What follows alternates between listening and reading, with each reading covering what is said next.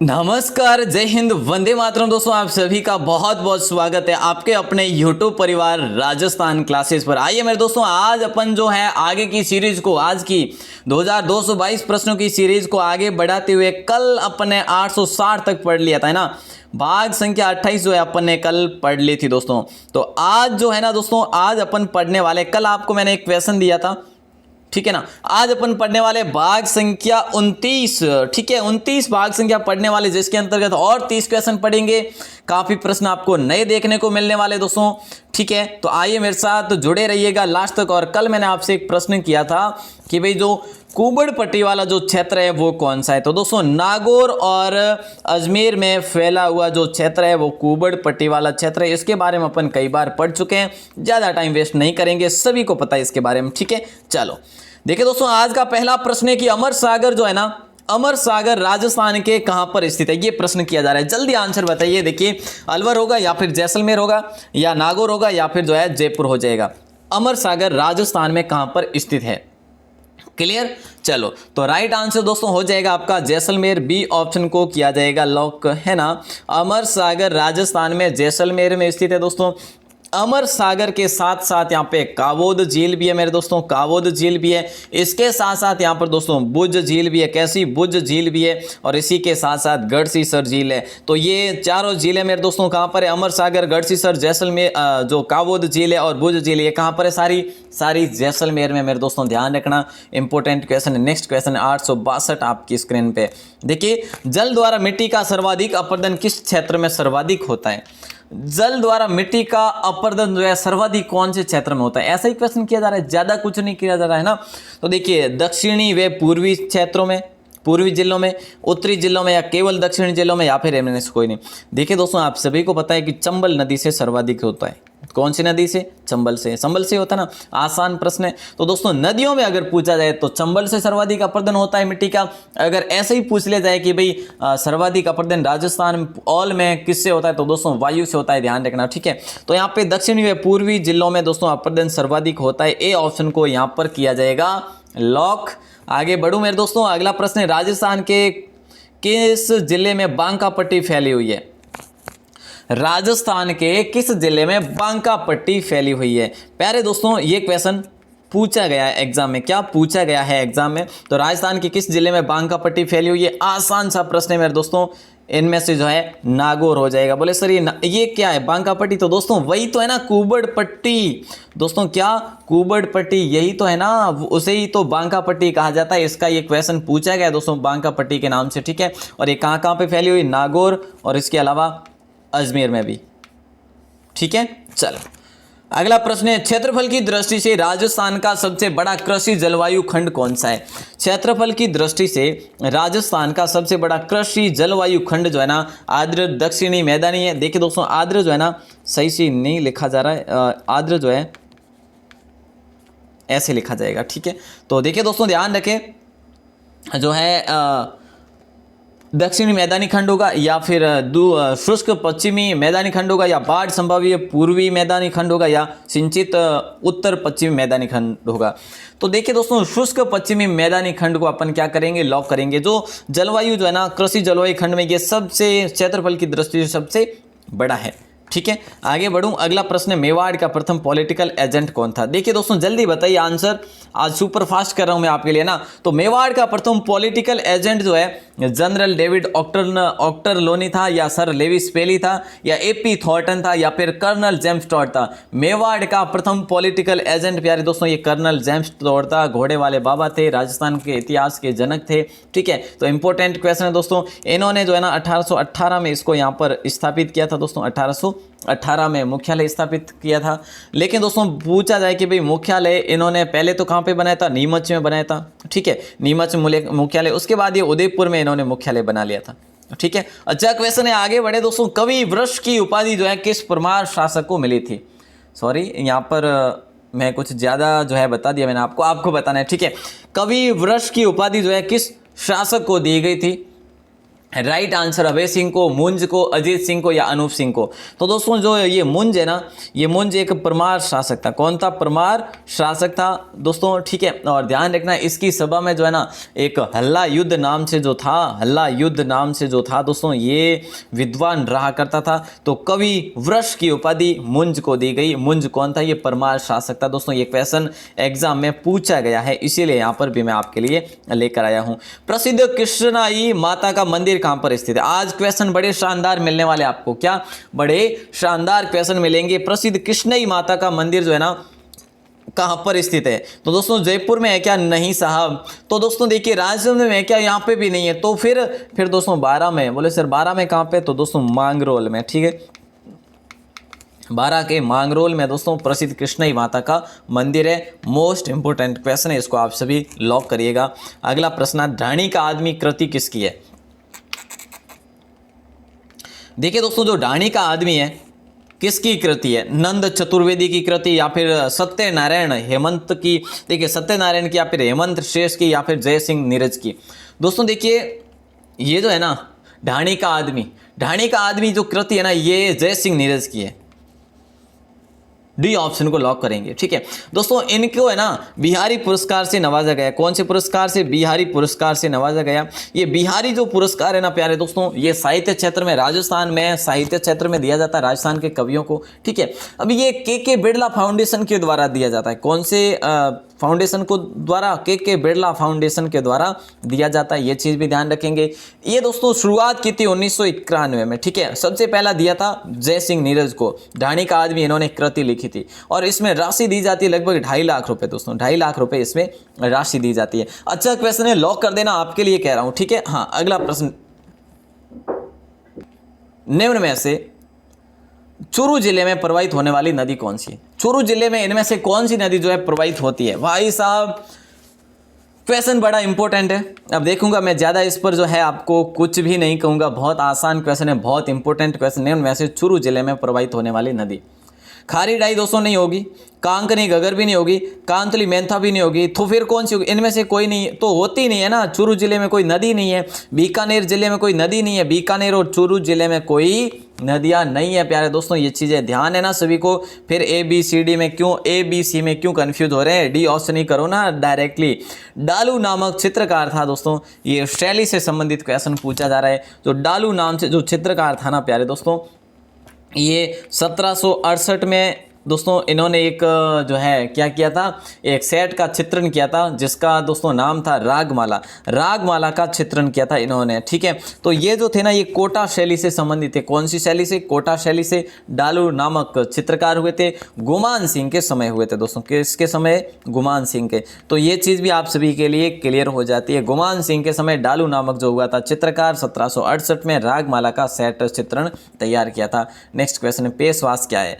देखिए दोस्तों जो पेशवास है ना क्या है? ये आभूषण है, वस्त्र है, लोकगीत है, या फिर लोकनाट्य है? मोस्ट इंपोर्टेंट क्वेश्चन है दोस्तों। क्या है? मोस्ट इंपोर्टेंट क्वेश्चन है, जल्दी से आंसर बनेगा, फिर अपन आगे भी बढ़ेंगे। आभूषण, वस्त्र, लोकगीत या लोकनाट्य? पेशवास जो है ना ये दोस्तों वस्त्र है एक प्रकार का, ठीक है। वस्त्र है, महिलाओं का वस्त्र है पूरा जो है ना। देखिए दोस्तों ये महिलाओं के शरीर को पूरा ढकता हुआ एक वस्त्र है, एक पोशाक है। बी ऑप्शन को लॉक किया जाएगा। आगे बढ़े, चलो। निम्न में से अरावली पर्वत की स्थिति है, निम्न में से अरावली पर्वत की स्थिति है, तो राइट आंसर क्या होगा? जल्दी आंसर देखिए। देखिए उत्तर पूर्व से दक्षिण पूर्वी तक, उत्तर पश्चिम से दक्षिण पूर्वी तक, या फिर दक्षिणी पश्चिम से उत्तर पूर्व तक। देखिए दोस्तों कितना आसान है। दक्षिण पश्चिम से दोस्तों ये अरावली का विस्तार शुरू होता है, ठीक है। ये किस ओर जाता है दोस्तों? ये उत्तर पूर्व की ओर जाता है ना। तो आसान ही तो है ना, बहुत ही आसान है दोस्तों। राइट आंसर हो जाएगा आप सभी का, ठीक है। और दोस्तों उदयपुर सिरोही से जो है होते हुए ये जो लास्ट दिल्ली की ओर जाता है, ठीक है। आगे बढ़े दोस्तों, अगला प्रश्न है, अरावली पर्वत राजस्थान राज्य के कितने प्रतिशत भूभाग पर विस्तृत है? काफी भाई बहन जो है इसमें कंफ्यूज होते हैं, काफी कंफ्यूजन होते हैं। अरावली जो पर्वत राजस्थान राज्य के कितने प्रतिशत भूभाग पर विस्तृत है? तो यहां पर दोस्तों 10% नहीं होगा, 23 भी नहीं होगा, 9% हो जाएगा।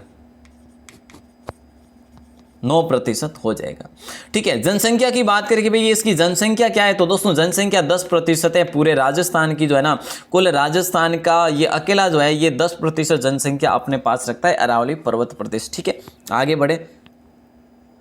प्राचीन रंगतदजी, देखिए दोस्तों ध्यान देना, ये क्वेश्चन बहुत इंपॉर्टेंट है, नया क्वेश्चन है। प्राचीन जो मंदिर है रंगतदजी माता का मंदिर है दोस्तों। ठीक है, तो ये किस जिले में है, और दोस्तों इस माता को दोस्तों दूसरे संतूर माता के रूप में भी जानते हैं। क्या? संतूर माता के रूप में भी इन्हें जानते हैं। तो अब ये कहां पर है प्यारे दोस्तों? बूंदी में तो नहीं, बूंदी में है क्या? देखिए दोस्तों बूंदी और बारा में क्या हो जाएगा राइट आंसर। बहुत ही अच्छा क्वेश्चन है, अपन लॉक करेंगे दोस्तों संतूर माता जो है ना। चले ठीक है, तो ये ऑप्शन को लॉक किया जाएगा। प्राचीन रंगतदजी माता का मंदिर बूंदी में, बूंदी दोस्तों इसे संतूर माता भी कहा जाता है। ठीक है, आगे बढ़ूं। अगला प्रश्न, ग्यारस की रेवाड़ी नामक मेला किस जिले में भरता है? देखिए दोस्तों ग्यारस की रेवाड़ी नामक जो मेला भरता है, ग्यारस की रेवाड़ी, तो ये दोस्तों कहाँ पर भरता है, ये आपसे पूछा जा रहा है। जल्दी आंसर बताइएगा, बहुत इंपॉर्टेंट क्वेश्चन है दोस्तों। कौन से माह में भरता है? तो सितंबर माह में भरता है। कौन सी जनजाति से संबंधित? दोस्तों डामोर जनजाति से संबंधित है। अब इससे अच्छा क्या होगा, ए ऑप्शन को लॉक किया जाएगा। डूंगरपुर में ग्यारस की रेवाड़ी का मेला भरता है। नेक्स्ट क्वेश्चन आता है, निम्न में से अरावली पर्वतमाला का विस्तार सबसे कम राजस्थान के किस जिले में स्थित है? निम्न में से अरावली पर्वतमाला का विस्तार सबसे कम राजस्थान के कौन से जिले में? देखिए दोस्तों यहाँ पर अपन काफी भाई बहने कंफ्यूजन हो जाते हैं कि भाई उदयपुर में या अजमेर में या डूंगरपुर में या राजसमंद में। तो देखिए दोस्तों यहाँ पर अगर हम बात करें ना राइट आंसर की, तो देखिए निम्न में से अरावली पर्वतमाला का विस्तार जो है सबसे कम जो है ना वो राजस्थान के अजमेर में है दोस्तों। सबसे कम किस में? अजमेर में। ये चीज़ ध्यान रखेंगे। अब अपन आगे बढ़ेंगे दोस्तों और अगले प्रश्न को देखेंगे। अजमेर का जो है थोड़ा सा हिस्सा जो है इसमें लगता है। वैसे दोस्तों डूंगरपुर का भी कम ही है, लेकिन फिर भी डूंगरपुर से भी कम अजमेर का लगता है। आगे बढ़े।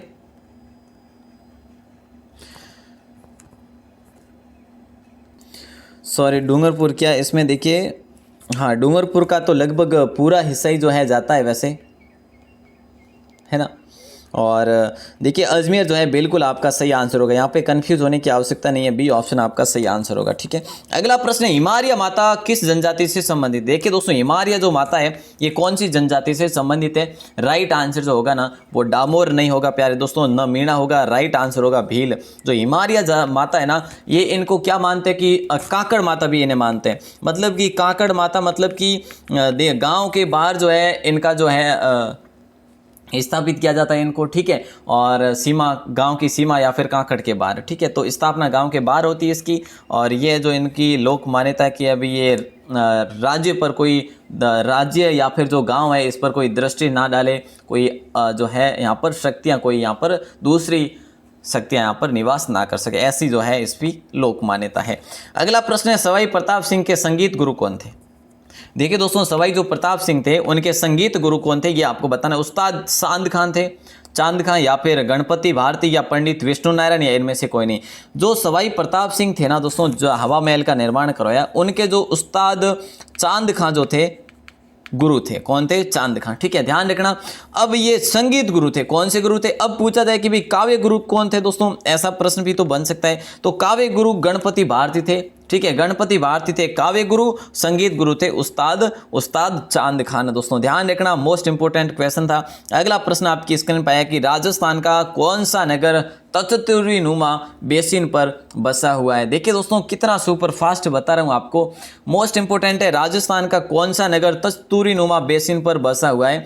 तो दोस्तों तस्तूरी नुमा जो पहाड़ियाँ हैं दोस्तों, तस्तूरी नुमा ये कहाँ पर है? उदयपुर में। सिंपल सी बात है, तो बी ऑप्शन को ही तो लॉक करेंगे ना। बहुत ही बढ़िया और अच्छा क्वेश्चन है दोस्तों, बी ऑप्शन को किया जाएगा लॉक। आगे बढ़े क्या? चलो साहब अगला प्रश्न है, राजस्थान का कौन सा भू आकृतिक भाग सबसे कम क्षेत्र में विस्तृत है? अब यहाँ पे अपन हो जाते हैं कंफ्यूज।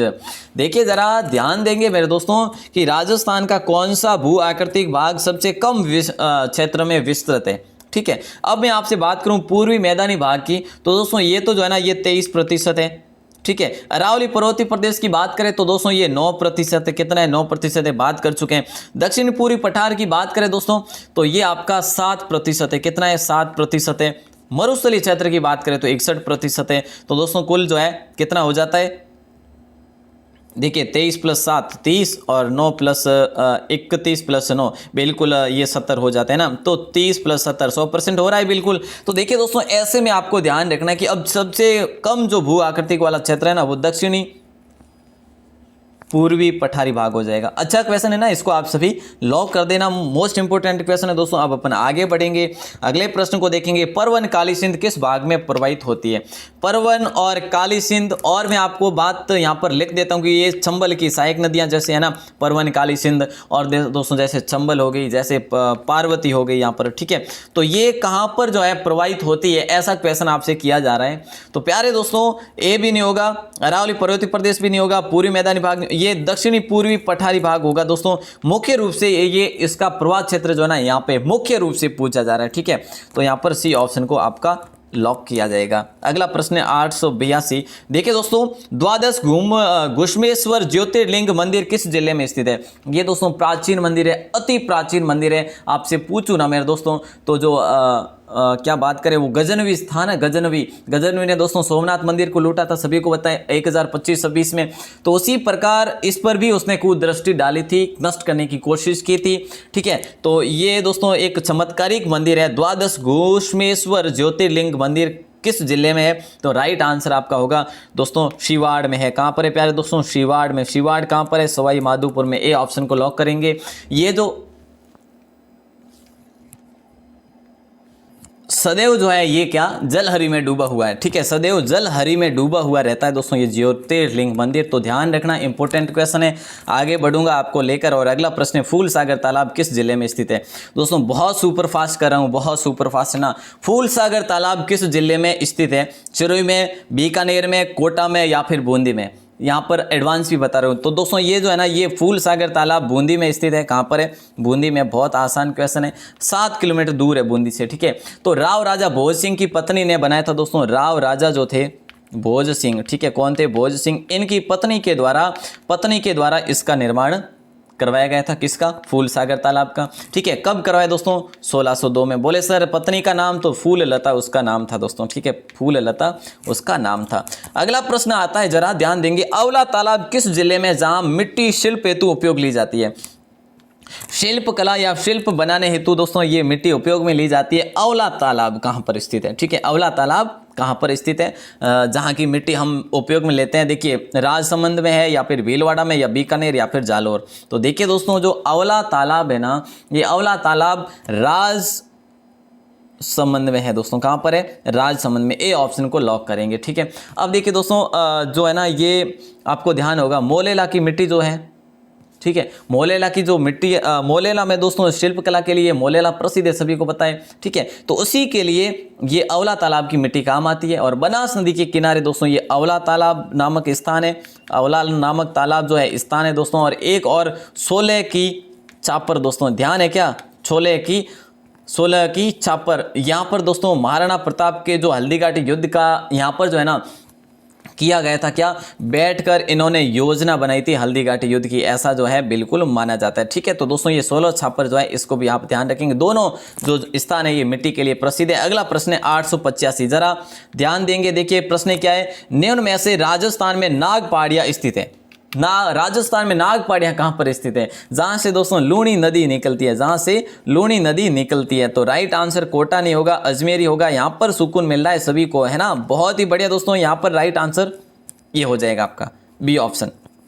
आगे बढ़े, अगला प्रश्न क्या पूछा जा रहा है, जीव दया पालनी रूख लीला नहीं धावे, करे रूख प्रतिमाल खेजड़ा रखत रखावे। क्या दोस्तों देखिए ये जो कहावत है ना, ये कहावत कौन से समुदाय से संबंधित है, किसके द्वारा कही गई? तो दोस्तों ध्यान रखना, जम्बेश्वर के द्वारा कही गई ये कहावत है। अपने समुदाय को 29 नियमों में बांधा था इन्होंने, ठीक है। और इसके अंतर्गत सबसे ज़्यादा से ज़्यादा जो पर्यावरण प्रेमी जो रहे दोस्तों, यहाँ पे राइट आंसर होगा बी ऑप्शन, विश्नोई समाज, ठीक है। क्या हो जाएगा? विश्नोई समाज। जीव दया पालनी रूख लीला नहीं धावे, करे रूख प्रतिमाल खेदड़ा रखत रखावे, है ना।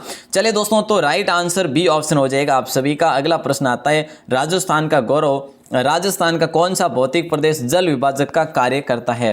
देखिए दोस्तों, राजस्थान का जो भौतिक प्रदेश है, एक भौतिक प्रदेश कौन सा है जो जल विभाजक का कार्य करता है ना, तो एक विभाजक के रूप में पट्टी के समान है दोस्तों। तो यहाँ पर राइट आंसर मरुस्थलीय प्रदेश नहीं होगा, मध्यवर्ती अरावली प्रदेश हो जाएगा दोस्तों। ये एक जल विभाजक है दोस्तों, सभी को पता है। बी ऑप्शन को यहाँ पर लॉक किया जाएगा। नेक्स्ट क्वेश्चन आता है, सेठ जमनालाल बजाज की स्मृति में डाक टिकट कब जारी हुआ। देखिए दोस्तों, बहुत इंपॉर्टेंट क्वेश्चन है, सेठ जमनालाल बजाज की स्मृति में डाक टिकट कब जारी हुआ। 1980 में, 1970 में, 1990 में या फिर 2000 में।